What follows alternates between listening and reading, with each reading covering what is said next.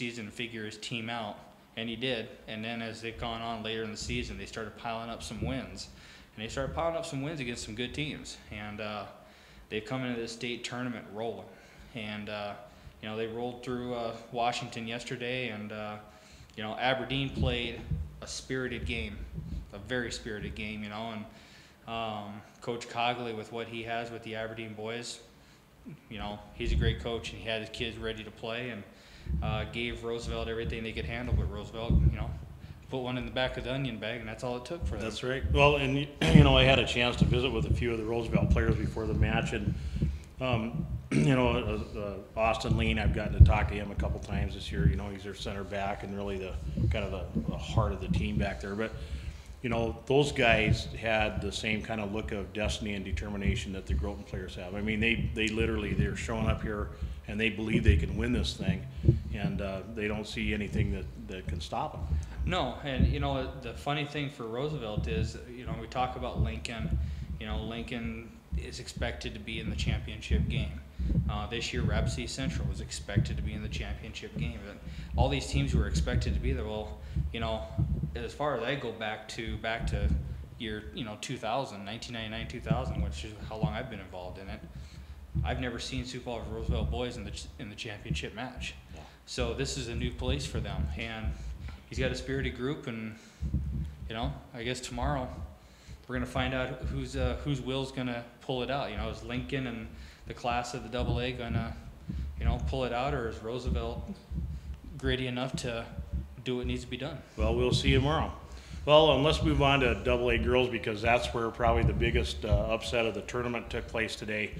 Not to take anything away from the Lincoln girls, Coach Burkhalter has been bringing that team along just systematically all year long, and they've shown just some streaks of brilliance. They just showed a lot of brilliance today.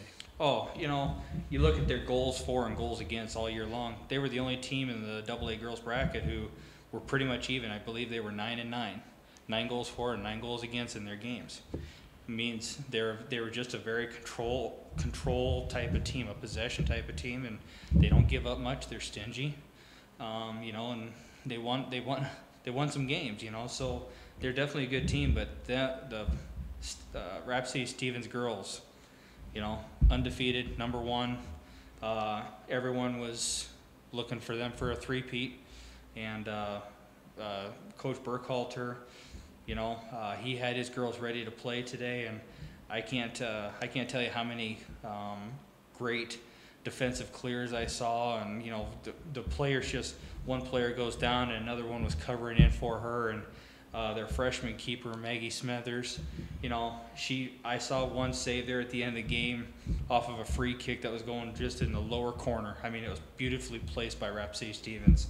She dove all the way across and knocked it, parried it wide, and that would have been the game tire, because Stevens, was coming back. Yeah. Lincoln was up 3-0. Stevens pushed back to 3-2 and was knocking on the door again. And those Lincoln girls, that was very fun to watch in my mind, just because, boy, those girls were fighting for it. Yeah, they were, and everything that they were doing, just to get behind the ball, and talking with Coach Burkhalter, he thought Stevens had more good chances in the first half, and like he said, we kind of had to get some numbers back, but it was not because he was packing it in. Stevens was sending players forward. They were getting a lot of players up. Well, and Coach Anderson from Stevens, he's been the head coach there for what, a decade plus, 12, 13 years. I mean, I don't long enough to build a dynasty. Yeah, and sure. He's got a system down, and every year you can count on a couple things from Rapid City Stevens girls, and one of them is they're going to push numbers forward. They're going to get in the attack, and when they're in the attack, they're a rattlesnake. They're quick strike and venomous. I mean, they can put the ball in the back of the net. Another team that sat at the top of the rankings, Sioux Falls Roosevelt girls, got taken care of by Aberdeen Central today. Boy, what a game. I had the privilege of standing as a fourth official for that game, and boy, those Aberdeen girls were they were spirited from the jump street. I mean, the girls on the bench were screaming, hooting, and hollering. I still got ringing in my ears from the girls. So, if the girls are watching this, keep up the spirit. But the Roosevelt girls, they got a couple phenomenal players. I mean, the team is a good team. That's a solid team. And extremely well coached. Extremely well coached. Coach Glasgow does a great job with them. But it just wasn't their day today.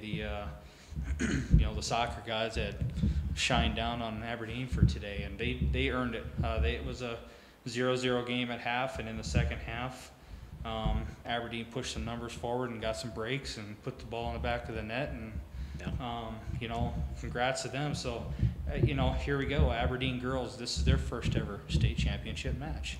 And I don't know about Sioux Falls Lincoln girls. I believe I've seen them there once or twice before, but I know I've never seen their name on the championship roster of ever winning a championship. So the cool thing for me for this match tomorrow, we're going to crown a first time ever AA girls champion, because neither one of these programs have gotten it. And that's fantastic, and it was great watching the Aberdeen team. Any team that I've ever seen Coach Askey coach has a lot of grit. I mean, every girl, that must be a requirement there. You got to be tough, and you got to be ready to show it. But boy, they really, they looked like the better team today. They were, take nothing away from Sioux Falls Roosevelt. The girls were, those girls put their heart out there, and you hate to see, kids lose when they put their heart out there.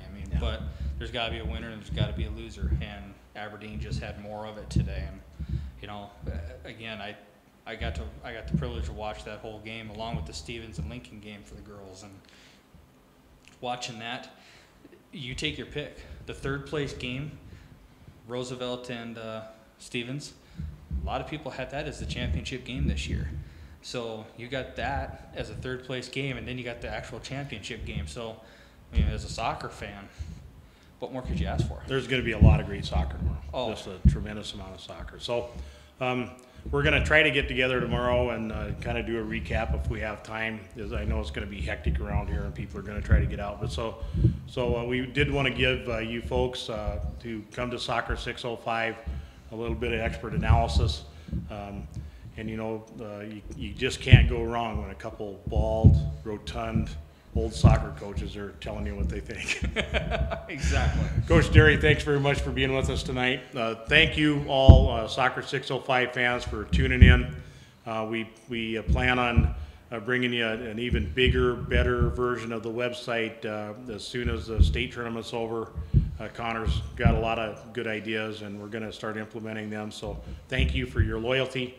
And hopefully we'll get a chance to talk at you a little bit more tomorrow, but enjoy the tournament. Thanks again for checking in.